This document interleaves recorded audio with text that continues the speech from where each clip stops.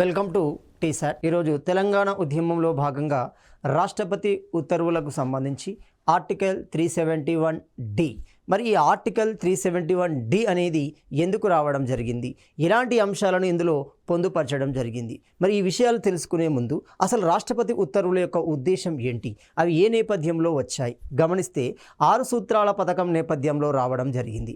మరి 6 సూత్రాల పథకం ఎందుకు వచ్చింది అంటే అక్కడ జై ఆంధ్ర ఉద్యమం ప్రారంభించబడడం, జై ఆంధ్ర ఉద్యమం ప్రారంభించబడడం ద్వారా క్రమంగా ఆనాటి కేంద్ర ప్రభుత్వం ముఖ్యంగా ఇందిరాగాంధీ ప్రధానమంత్రిగా ఉండడం జరిగింది.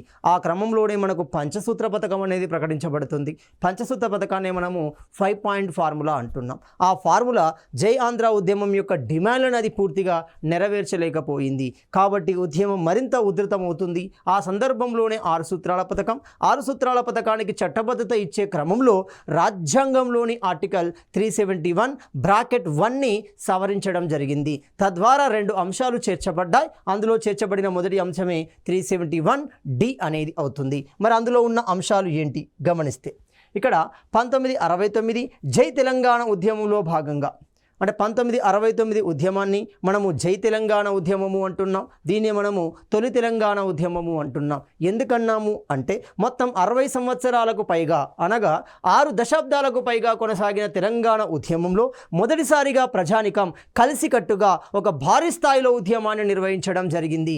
దాన్నే మనం ఏమన్నాం 1969 ఉద్యమం లేదా జై తెలంగాణ ఉద్యమంగా పిలుస్తున్నాం. ఈ క్రమంలోనే ఏర్పడింది ప్రజా సమితి అంటున్నాం, టీపీఎస్ అంటున్నాం, తెలంగాణ ప్రజా సమితి అంటున్నాం. దీని అసలు పేరు తెలంగాణ పీపుల్ కన్వెన్షన్ అవుతుంది. ఎక్కడ సిద్దిపేట ప్రముఖ లాయర్ మదన్ మోహన్ చేత ఏర్పాటు చేయబడిందే మనకి టీపీఎస్. అదే ఏమవుతుంది తెలంగాణ పీపుల్ కన్వెన్షన్. ఎప్పుడైతే ఈ టీపీఎస్కి ఒక రాజకీయ నాయకుడు మర్రి చెన్నారెడ్డి నాయకుడుగా నియమించబడ్డాడో క్రమంగా ఇది ఒక రాజకీయ పార్టీగా అవతరించడం జరిగింది. 1971లో ఉన్న మధ్యంతర లోక్సభ ఎన్నికలలో పాలు పంచుకొని 14 సీట్లకు పోటీ చేసి 10 ఎంపీ సీట్లను గెలుపొందడం జరిగింది. ఈ విషయాన్ని ఆనాటి ఇందిరాగాంధీ గమనిస్తూనే ఉంది. భవిష్యత్తులో మనం ప్రభుత్వంలోకి రావాలి అంటే టీపీఎస్ మనకు సహకరిస్తుంది అని ఇందిరాగాంధీ మర్రి చెన్నారెడ్డితో పొత్తు అనేది ఏర్పాటు చేసుకుంటుంది. మంతనాలు అనేవి జరుగుతున్నాయి. అలాంటి మంతనాల క్రమంలోనే మనకేమవుతుంది ముఖ్యంగా ఆనాటి ఉమ్మడి రాష్ట్ర ముఖ్యమంత్రి తొలగించబడతాడు. అతని ప్లేస్లోకి పివి నరసింహారావు రావడం జరుగుతుంది. ఎప్పుడైతే పివి నరసింహారావు కరీంనగర్ వంగారా ప్రాంతానికి సంబంధించిన ఈ వంగారా ప్రాంతానికి అతడు ఏమవుతుంది అక్కడికి వెళ్ళడం జరుగుతుంది. ఒరిజినల్గా అతని బర్త్ అది కాదు. కరీంనగర్ వంగారా ప్రాంతంలో అక్కడ పెంచబడిన ఈ పివి నరసింహారావు మొత్తంగా ఉమ్మడి ఆంధ్రప్రదేశ్కి ముఖ్యమంత్రిగా నియమించబడడం జరుగుతుంది. మొత్తం భారతీయ చరిత్రలోనే దక్షిణ భారతంలోనే తెలంగాణ ప్రాంతం నుండి ప్రధానిగా నియమించబడిన వ్యక్తి. అదేవిధంగా ఉమ్మడి ఆంధ్రప్రదేశ్కి ముఖ్యమంత్రిగా కొనసాగిన వ్యక్తి ఎవరు అంటే పివి నరసింహారావు.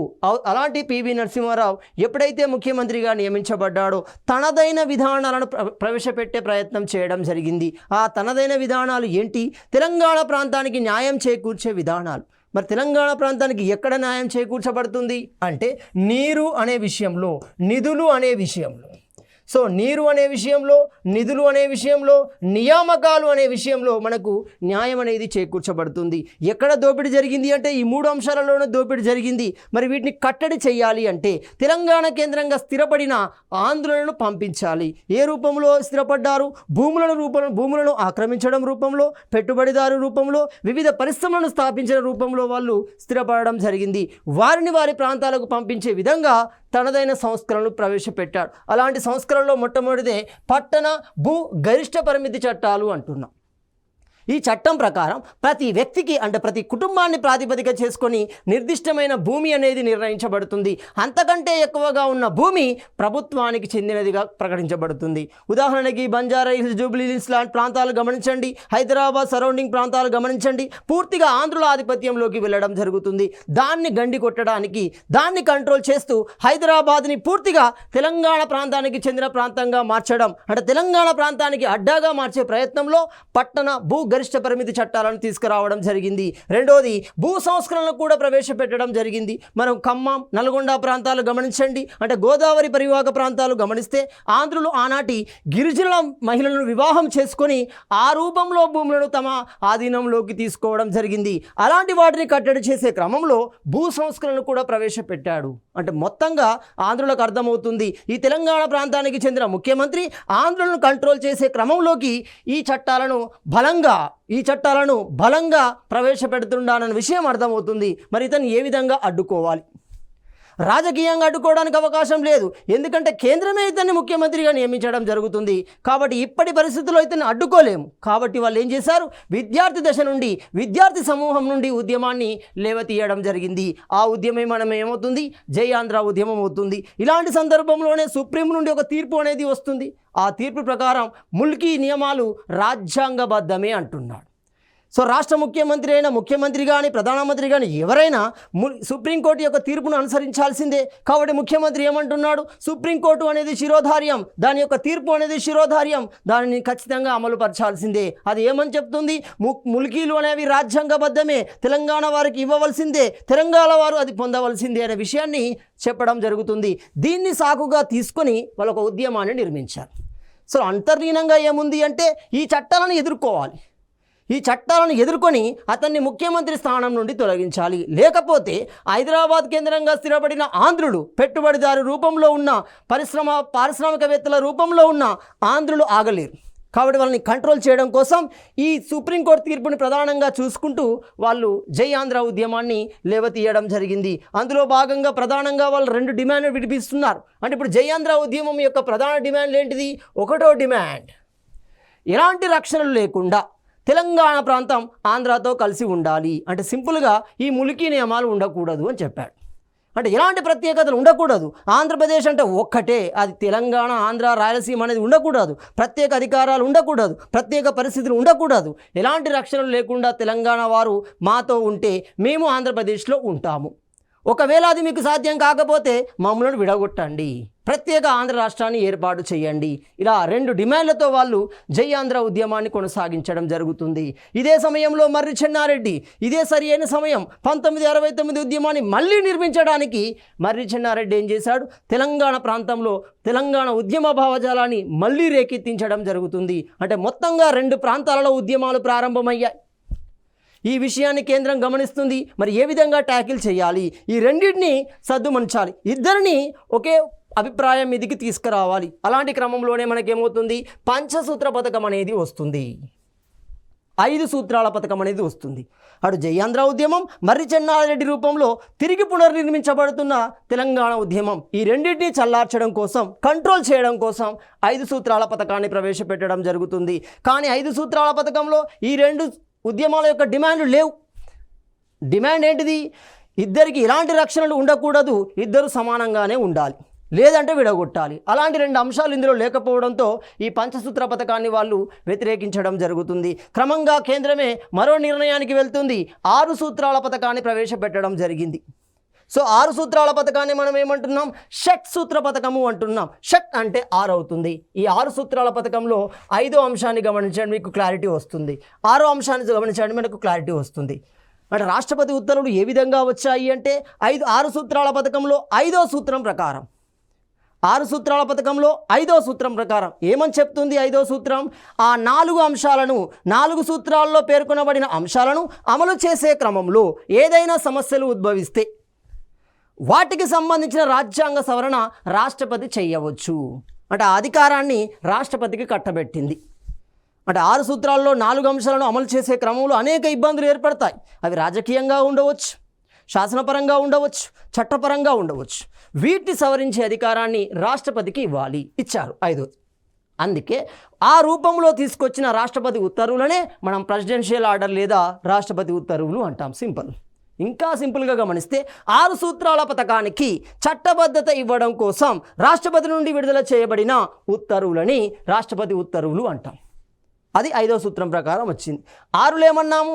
ఆంధ్ర ఉద్యమం జయాంధ్ర ఉద్యమం ఏముంటుంది, ఎలాంటి రక్షణలు ఉండకూడదు అన్నాం. మరి తెలంగాణకు ఎలాంటి రక్షణలు ఉన్నాయి? 2 రూపాల్లో ప్రధానంగా కనబడతాయి. ఒకటి ముల్కీ రూపంలో, 2 టీఆర్సీ రూపంలో, తెలంగాణ రీజనల్ కౌన్సిల్ రూపంలో, టీఆర్సీ రూపంలో కనబడతాయి. కాబట్టి ఆ రెండింటిని తొలగిస్తున్నట్టుగా 6వ అంశంలో పేర్కొనబడింది. ఎందుకంటే 5టిని అమలు పరుస్తున్నాం కాబట్టి తెలంగాణకు ప్రత్యేక రక్షణలు అవసరం కావు, ఉండాల్సిన అవసరం లేదు అని చెప్పింది. కాబట్టి వాళ్ళకు అనుకున్న లక్ష్యం సగం నెరవేరినట్టే. కాబట్టి జయాంధ్ర ఉద్యమం క్రమంగా ఈ 6 సూత్రాల పథకాన్ని ఒప్పుకొని ఉద్యమాన్ని విరమించడం జరుగుతుంది. ఇలా మనకి 6 సూత్రాల పథకం తర్వాత పరిణామాలు అనేవి జరుగుతున్నాయి. మరి ఇలాంటి జరిగే క్రమంలో ఏమని చెప్పారు? 6 సూత్రాల పథకాన్ని చట్టబద్ధత ఇవ్వాలి. తెలంగాణ వారు ఒప్పుకోలేరు. పెద్ద మనసుల ఒప్పందమే ఇచ్చి చట్టబద్ధత కల్పించినప్పటికీ దాన్ని ఉల్లంఘించారు. మీకు మీద మాకు నమ్మకం లేదు కాబట్టి మేమేమని చెప్పాం?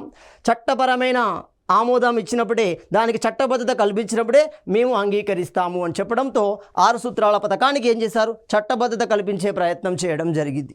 మరి అలాంటి 6 సూత్రాల పథకం ఎప్పుడు ప్రకటించబడింది? 1973 సెప్టెంబర్ 21న ప్రకటించబడడం జరిగింది. ప్రకటించిన ప్రధానమంత్రి శ్రీమతి ఇందిరాగాంధీ అవుతుంది. ఇక్కడ గమనించాల్సింది 8 సూత్రాల పథకం అన్నా, 5 సూత్రాల పథకం అన్నా, 6 సూత్రాల పథకం అన్నా ఈ మూడింటిని ప్రకటించింది ఎవరు అంటే శ్రీమతి ఇందిరాగాంధీ అవుతుంది. అంటే సింపుల్గా కాంగ్రెస్ హయాంలోనే ఉద్యమం నిర్మించబడింది, కాంగ్రెస్ హయాంలోనే రాష్ట్రం ఏర్పాటు చేయబడింది. అంటే సింపుల్, తెలంగాణ ఉద్యమానికి ఆది అంతం మొత్తం కాంగ్రెస్ ప్రభుత్వం ఆధీనంలోనే జరుగుతుంది. ఇది క్లియర్. నెక్స్ట్ 6 సూత్రాల పథకం ప్రకారం 1974 జనవరి 1వ తేదీన ఏం జరుగుతుంది? రాష్ట్రపతి ఉత్తర్వుల మేరకి తెలంగాణ ప్రాంతీయ కమిటీ రద్దు చేయబడింది. టీఆర్సీ అన్నాం. చూడండి 6 సూత్రాల పథకంలో 6వ సూత్రంలో ఇదే చెప్తున్నాం. ముల్కీ నిబంధనలు రద్దు చేయబడతాయి, అనవసరం అవుతాయి, టీఆర్సీ అనవసరం అవుతుంది. దాన్ని చట్ట ప్రకారం విడుదల చేశారు. 1974 జనవరి 1వ తేదీన రిలీజ్ చేయడం జరుగుతుంది. ఆ ఉత్తర్వుల ప్రకారం టీఆర్సీ అనేది ఇక లేదు. టీఆర్సీ ఉంటే ప్రయోజనం ఏంటి, లేకుంటే ప్రయోజనం ఏంటి?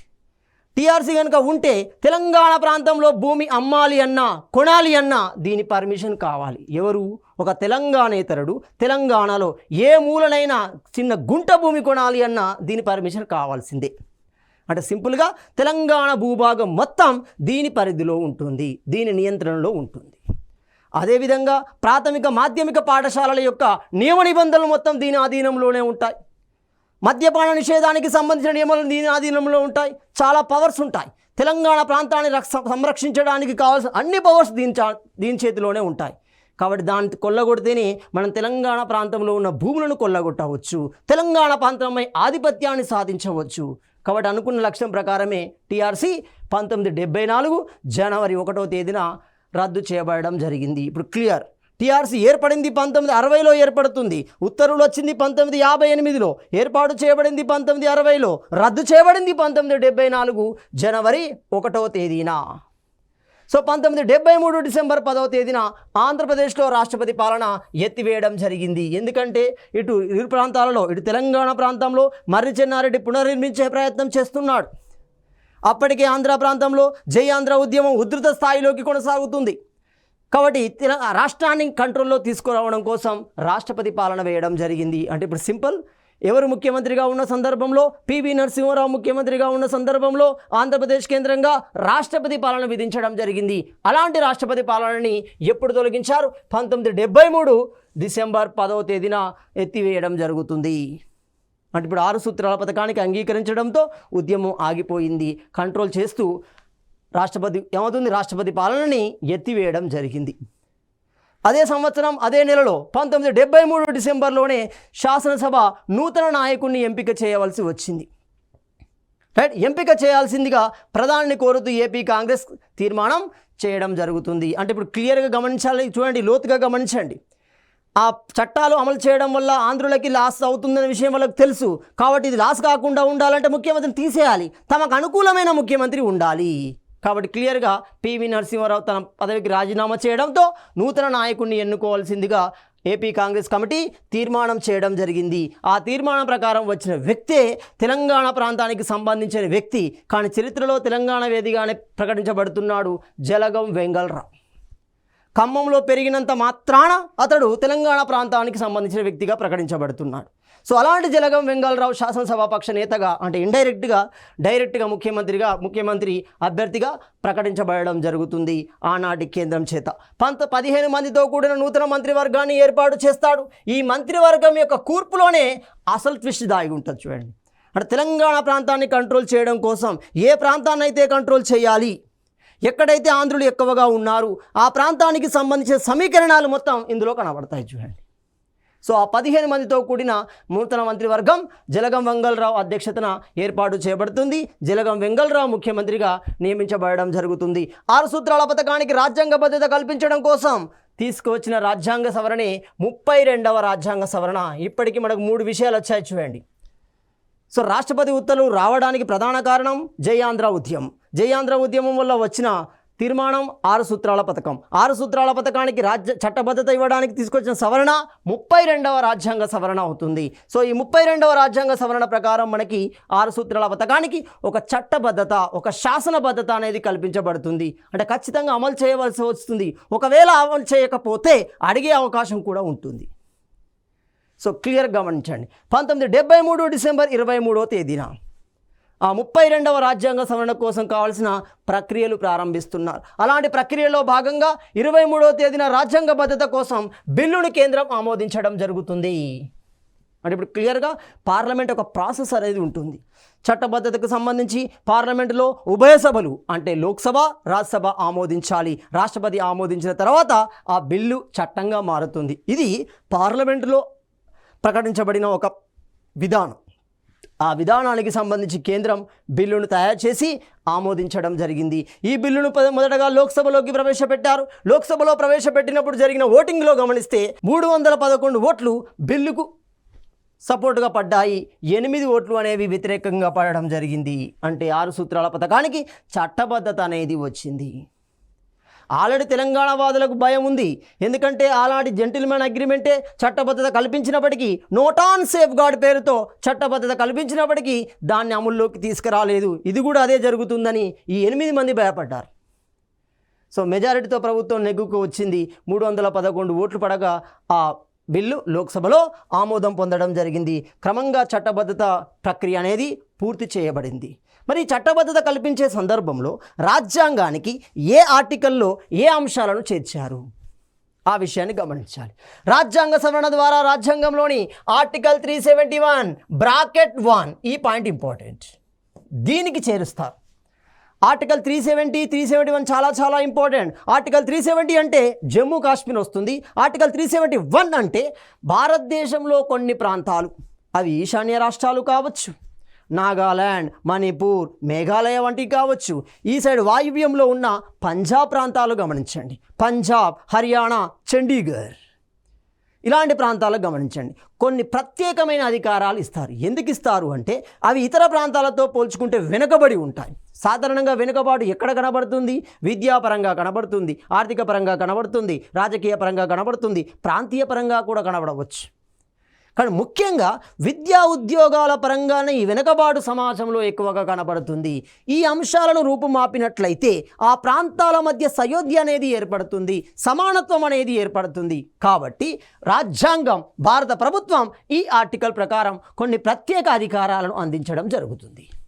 అంటే ఇప్పుడు 371 అనగానే దేశంలో ఇతర ప్రాంతాలతో పోల్చుకుంటే తక్కువ అభివృద్ధి చెందిన, వివిధ రకాల అసమానతలు కలిగిన ప్రాంతాన్ని సమానత్వంగా మార్చడం కోసం ప్రత్యేక అధికారాలు ఇచ్చే అధికారం ఉంటుంది. కాబట్టి ఇప్పుడు మనకు కూడా అదే కదా. ఉమ్మడి ఆంధ్రప్రదేశ్లో మనం ఏమయ్యారు? నీరు, నిధులు, నియామకాల పరంగానే దోపిడీకి గురయ్యాము. అంటే సింపుల్గా గమనిస్తే సామాజికంగా, ఆర్థికంగా, రాజకీయంగా, సాంస్కృతికంగా ప్రతి రంగంలో మనం దోపిడీకి గురి కావడం జరిగింది. మరి వీళ్ళలో చైతన్యం, వీళ్ళలో నమ్మకాన్ని కలిగించాలి అంటే ఈ అంశాలలో వాళ్ళకు చైతన్యాన్ని కలిగించాలి, ఈ అంశాలలో వాళ్ళకు తోడ్పాటును అందించాలి. కాబట్టి ఇక్కడ కవర్ చేస్తారు చూడండి. 371 బ్రాకెట్ 1కి సవరణ అనేది జరుగుతుంది. అంటే కొద్దిగా లోతుగా గమనించండి. 32వ రాజ్యాంగ సవరణ ద్వారా అనుసరించబడిన మొదటి అంశం, ప్రధాన అంశం ఏంటంటే ఆర్టికల్ 371(1)కి సవరణలు అనేవి చేయబడతాయి. ఆ సవరణల ద్వారా చేర్చబడిన అంశాలు 2. ఏంటిది? అదొకటి 371D అనేది ఒకటి. దాన్ని D ఫర్ డొమిసైల్ అంటాం, స్థానికత అంటాం. ఈ డొమిసైల్ అనేది దేనికి అవసరం అవుతున్నాయి?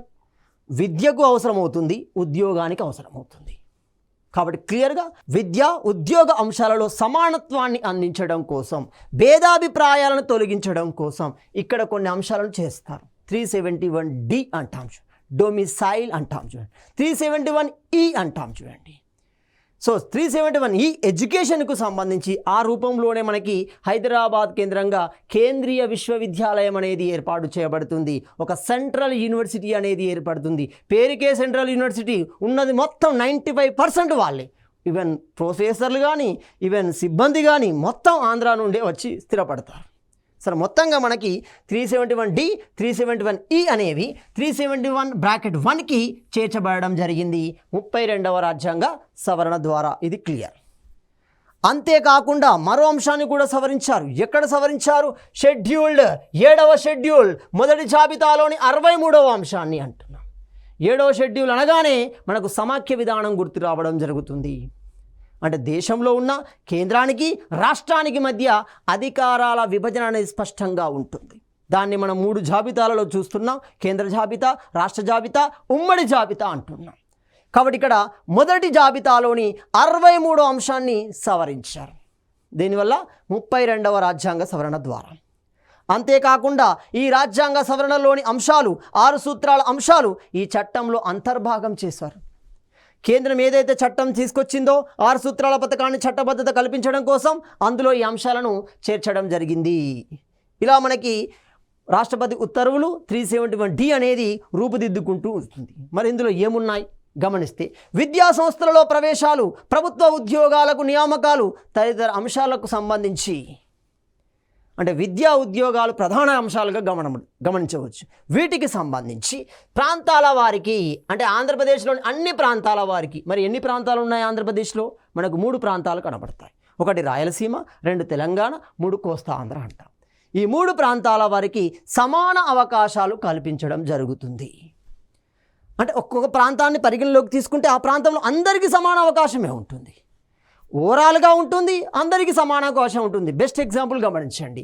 ఉద్యోగాల నియామకం సందర్భంలో రాష్ట్రాన్ని మనకి 6 జోన్లుగా విడగొట్టారు. ఇక్కడ కనబడుతుంది చూడండి ఈ సూత్రం. ఏమంటున్నాము? 1, 2, 3వ జోన్ మనకు కోస్తా ఆంధ్రాకి తీసుకెళ్లారు. 4వ జోన్ రాయలసీమకు తీసుకెళ్లారు. 5, 6వ జోన్ తెలంగాణకు తీసుకెళ్లారు. ఓకే, ఇది క్లియర్. అంటే ఉద్యోగాల పరంగా రాష్ట్రాన్ని విభజించారు, జోన్లుగా విభజించారు. ఓకే, మరి ఈ సూత్రం ఎక్కడ కనబడుతుంది ఇక్కడ అంటే? ఏమన్నాను? ఆంధ్రప్రదేశ్లోని అన్ని ప్రాంతాల వారికి సమాన అవకాశాలు అంటున్నాం. ఉద్యోగాన్ని నియమించే స్థాయిని గమనించండి. జిల్లా స్థాయిలో గమనించిన, జిల్లా స్థాయిలో ఏం చేస్తారు? అక్కడ 80% ఆ జిల్లాకు సంబంధించిన వ్యక్తినే నియమిస్తారు అందులో ఉద్యోగాలలో. అంటే 80% వాళ్ళకే ఫుల్ఫిల్ అవుతాయి. ఇక మిగిలిన 20 ఉంటుంది చూడండి, ఆ 20ని ఓపెన్ అంటాం చూడండి, బహిరంగ పోటీ అంటాం. బహిరంగ పోటీ అంటే ఈ 3 ప్రాంతాల వారు ఇక్కడ పోటీ చేయవచ్చు. అంటే ఇప్పుడు సమాన అవకాశం వచ్చినట్టే కదా. రెండో చూద్దాం. జోనల్లో నాన్ గెజెట్ పోస్ట్ అంటే 70% ఆ జోన్కు సంబంధించి, 30% ఏమవుతుంది? ఓపెన్ అవుతుంది చూడండి. అంటే ఈ 30% ఏమైనట్టు? ఆంధ్రప్రదేశ్లో అన్ని ప్రాంతాల వారికి సమాన అవకాశాలు ఇన్నాం. ఇంకా గెజిటెడ్ స్థాయిని గమనించండి. 60% ఓపెన్, 60% ఆ ప్రాంతమే, ఆ జోన్కే. 40% మాత్రమే ఓపెన్ అవుతుంది. అంటే ఈ 40%లో ఎవరైనా రావచ్చు. అక్కడ కోస్తా ఆంధ్ర అని, రాయలసీమ అని, తెలంగాణ అని భేదాలు ఉండవు. అక్కడ మెరిట్ ఆధారితంగానే తీసుకోవడం జరుగుతుంది. ఇట్లా వాళ్ళు ఆంధ్రప్రదేశ్లో అన్ని ప్రాంతాల వారికి సమాన అవకాశాలు కల్పించడం దీని యొక్క ప్రధాన ఉద్దేశంగా కనబడుతుంది. అంటే సింపుల్గా అన్ని ప్రాంతాల మధ్య సయోధ్యను ఏర్పాటు చేయడం. నెక్స్ట్, రాజ్యాంగంలోని 371(1) నిబంధనకి 371D మరియు 371E అనే నూతన నిబంధనలు జత చేయబడతాయి. ఈ రూపంలోనే దీనికోసమే ఇవి జత చేయబడతాయి. ఆ జత చేయడం వల్ల ఇలాంటి అంశాలు అందులోకి వచ్చాయి. ఉద్యోగుల సర్వీస్కు సంబంధించిన ఫిర్యాదులను పరిశీలించడం కోసం చట్టం ఒక పరిపాలనా ట్రిబ్యునల్ను ఏర్పాటు చేయడం జరుగుతుంది. ఇది ప్రతి సందర్భంలో మనం మొత్తుకుంటున్నాం. ఎందుకు ఉద్యోగులకు సమస్యలు వస్తున్నాయి? ఉద్యోగి ఎక్కడైనా ఉద్యోగే కదా. ఎందుకు సమస్య వచ్చింది ఉమ్మడి ఆంధ్రప్రదేశ్లో అంటే, ఒక ప్రాంతానికి చెందని వ్యక్తి మరొక ప్రాంతంలో ఉద్యోగాన్ని పొందినప్పుడు, అంటే తెలంగాణలో ఆంధ్రులు ఉద్యోగాలు పొందినప్పుడు అక్కడ సర్వీస్లో డిస్టర్బెన్స్ క్రియేట్ అయింది. ఒకటి. రెండోది, ఒరిజినల్గా ఆ ఉద్యోగం తెలంగాణ వారికి రావాలి. దీనివల్ల ఉద్యోగాన్ని కోల్పోతున్నాడు, తన భవిష్యత్తునే కోల్పోతున్నాడు. ఒకటి. రెండవది, ఒకవేళ డిప్యుటేషన్ మీద హైదరాబాద్కు వచ్చి స్థిరపడితే అప్పటికే ఉన్న హైదరాబాద్లో ఉన్న తెలంగాణ ఉద్యోగులలో ప్రమోషన్లో తేడా వస్తుంది, చూడండి ప్రాబ్లం వస్తుంది. అంటే ఏ ప్రాతిపదికన వచ్చాడో పక్కన పడిస్తే అతడు ఇక్కడ 5 సంవత్సరాలు 10 సంవత్సరాలు ఉన్నాక ఒక నిర్దిష్ట కాలం తర్వాత ప్రమోషన్ రావాలి. ఆ ప్రమోషన్లో ఇతన్ని కూడా కన్సిడర్ చేస్తారు. అప్పుడు ఏమవుతుంది, ఆ ప్లేస్లో ఉండాల్సిన తెలంగాణ వ్యక్తి కిందికి వస్తాడు. అంటే ప్రమోషన్లో డిస్టర్బెన్స్ క్రియేట్ అవుతుంది, చూడండి. అంటే క్లియర్గా గమనిస్తే ఉద్యోగానికి సంబంధించి ఆ ఉద్యోగ సమస్యలు ఏ విధంగా నియామకానికి సంబంధించి కానీ, ప్రమోషన్కు సంబంధించి కానీ, ఇతర అలవెన్స్లకు సంబంధించి కానీ ఆ సమస్యలను పరిశీలించడం కోసం ఒక పరిపాలనా ట్రిబ్యునల్ను ఏర్పాటు చేయడం జరుగుతుంది. సో ఈ ట్రిబ్యునల్ దానికోసమే ఏర్పాటు చేయబడింది. నెక్స్ట్ గమనిస్తే రాజధానిలో ఉన్నత విద్యా అవకాశాల కోసం ఒక కేంద్రీయ విశ్వవిద్యాలయాన్ని ఏర్పాటు చేస్తాము. కేంద్రీయ విశ్వవిద్యాలయం వల్ల ఎలాంటి ప్రయోజనం ఉంటాయి అంటే కేంద్రమే పూర్తి స్థాయిలో నిధులు ఇవ్వడానికి అవకాశం ఉంటుంది. కేంద్ర పరిధిలోనే నిర్వహణ అనేది జరుగుతుంది. తద్వారా విద్యాపరమైన అవకాశాలు సృష్టించబడతాయి, మెరుగుపడతాయి. రాజధాని అంటే హైదరాబాద్, హైదరాబాద్ అంటే తెలంగాణ ప్రాంతానికి సంబంధించి, తద్వారా తెలంగాణ వారికి న్యాయం జరుగుతుంది అని కేంద్రం చెప్పింది. జరిగింది న్యాయం ఆంధ్ర వాళ్ళకి, 100కి 100% జరిగిన న్యాయం వాళ్ళకి.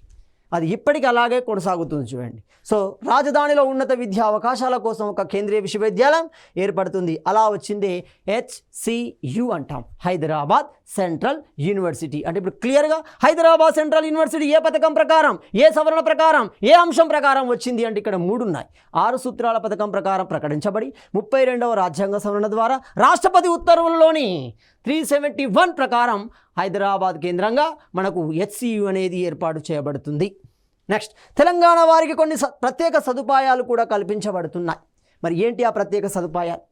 1974 మే 3వ తేదీన మొత్తంగా ఈ బిల్లులో ఇలాంటి అంశాలన్నీ పొందుపరిచిన అంశం లోక్సభలో 311 మంది మెజారిటీతో అది ఆమోదం పొందింది. అలాంటి ఈ సవరణ బిల్లు పైన రాష్ట్రపతి అంటున్నాం. 1974లో రాష్ట్రపతి, కన్ఫ్యూజ్ కావద్దు, అక్కడ ఇద్దరు కనబడతారు. అక్కడ ఫక్రుద్దీన్ అలీ అహ్మద్, వివి గిరీలు ఇద్దరు కనబడతారు. ఇక్కడ వివి గిరియే గుర్తుపెట్టుకోవాలి, వివి గిరియే ఉంటాడు. 1974 మే 3వ తేదీన ఈ సవరణ బిల్లు పైన ఆమోద ముద్ర వేయడం జరుగుతుంది.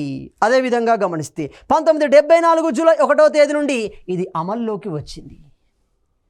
1974 జూలై 1వ తేదీ నుండి మనకు బిల్లు అనేది అమల్లోకి వస్తుంది. బిల్లులోని ప్రతి అంశం అమల్లోకి రావడం జరిగింది. 1974 పార్లమెంట్ చట్టం ప్రకారం అక్టోబర్ 2న హైదరాబాద్ సెంట్రల్ యూనివర్సిటీ ఏర్పాటు చేయబడుతుంది. అలాంటి హైదరాబాద్ సెంట్రల్ యూనివర్సిటీనే HCU అంటాం. దీనికి భూమిని మొదటిసారిగా ఇల్లును దానం చేసింది సరోజిని నాయుడు. సరోజిని నాయుడు యొక్క నివాసమే HCU యొక్క మొట్టమొదటి మీకు అబిడ్స్ దగ్గర కనబడుతుంది, చూడండి. దాన్ని ఇప్పుడు ప్రస్తుతం ఉన్న ప్లేస్లోకి మార్చారు. విస్తీర్ణం దృష్ట్యా, అవసరం దృష్ట్యా దాన్ని గచ్చిబౌలిలోకి మార్చారు. ఇప్పుడు క్లియర్గా గమనించాలి. హైదరాబాద్ సెంట్రల్ యూనివర్సిటీ ఏర్పాటు చేయబడింది. దీని యొక్క మొదటి వైస్ ఛాన్సలర్ గురు బక్ష సింగ్ అంటాం. ఎవరి గురు బక్ష సింగ్? గమనిస్తే ఇతడు బెనారస్ యూనివర్సిటీకి చెందిన ఆర్గానిక్ కెమిస్ట్రీ ప్రొఫెసర్. గురుబక్ష సింగ్ మొదటి వీసీగా నియమించబడడం జరుగుతుంది. నిబంధన 371Dలో ఆంధ్రప్రదేశ్ రాష్ట్రానికి సంబంధించిన ప్రత్యేక ఏర్పాట్లు ఉన్నాయి. ఉమ్మడి రాష్ట్రం మొత్తానికి సంబంధించిన ప్రత్యేక ఏర్పాట్లు అన్నాం. ఆ ఏర్పాట్లు ఏంటి? అందులో ఒకటి గమనిస్తే నిబంధన క్లాజ్ 1 ప్రకారం అంటున్నాము. క్లాజ్ 1 ప్రకారం అంటున్నాం. ఇది చాలా చాలా ఇంపార్టెంట్. దీన్నే ఫోకస్ చేశాడు, చూడండి. ఖచ్చితంగా మనకు క్వశ్చన్ మీద కూడా దీన్నే ఫోకస్ చేస్తాడు. క్లాజ్ 1 ఏమని చెప్తుంది? రాష్ట్రంలోని ఏదైనా భాగం లేదా ప్రాంతాలను స్థానిక ప్రాంతంగా, ప్రత్యేక ప్రాంతంగా గుర్తించవచ్చు. ఆ అధికారం రాష్ట్రపతికి ఉంటుంది. అంటే ఇప్పుడు ఆంధ్రప్రదేశ్ అనగానే 3 ప్రాంతాలు ఉన్నాయి. ఒక ప్రాంతాన్ని ప్రత్యేక ప్రాంతంగా గుర్తించి అక్కడ నియామకాలు చేపట్టవచ్చు. ఒక పోస్ట్ని అప్గ్రేడ్ చేయవచ్చు, డిమోట్ చేయవచ్చు, ఏదైనా చేయవచ్చు. సో క్లాజ్ 1లో ఇది చెప్పారు. రాష్ట్రంలో ఏదైనా భాగం లేదా ప్రాంతాలను స్థానిక ప్రాంతంగా ప్రత్యేకంగా పరిగణించవచ్చు. రాష్ట్రం లోపల స్థానిక అధికారం ద్వారా ఏ క్యాడర్లో పోస్టులను ప్రత్యక్ష నియామకం ద్వారా జరపవచ్చు అంటున్నాం. అది ఏ క్యాడర్లోనైనా అవసరం దృష్ట్యా, అంటే ఈ అధికారాన్ని కూడా ఇది కల్పిస్తుంది. అదేవిధంగా క్లాజ్ 3 ప్రకారం పరిపాలనా ట్రిబ్యునల్ విచారించదగిన అంశాలను రాష్ట్రపతి తన ఉత్తర్వుల్లో నిర్దేశించవచ్చు. దాని యొక్క అధికార పరిధి ఎంత అనేది నిర్దేశించే అధికారం ఎవరికి ఉంటుంది అంటే రాష్ట్రపతికే ఉంటుంది. క్లాజ్ 5లో తెలిపిన విధంగా రాష్ట్ర ప్రభుత్వం రూపొందించిన ప్రతి ప్రత్యేక ఉత్తర్వును దానిని రూపొందించిన వెంటనే రాష్ట్ర 2 సభల ముందు సమర్పించాలి. అంటే ఈ చట్టం ప్రకారం రాష్ట్ర ప్రభుత్వం అనుకుని ఒక విషయాన్ని నిర్ణయిస్తే ఆ నిర్ణయం శాసనసభ కేంద్రంగా ఆమోదం పొందాలి, లేకపోతే ఆ నిర్ణయం వెనక్కు తీసుకోబడుతుంది. కాబట్టి 2 సభల ముందు సమర్పించాలి అంటున్నాం. 371E ఆంధ్రప్రదేశ్ రాష్ట్రంలో సెంట్రల్ యూనివర్సిటీ ఏర్పాటుకు సంబంధించిన అంశాలను ఇందులో పొందుపరచడం జరుగుతుంది.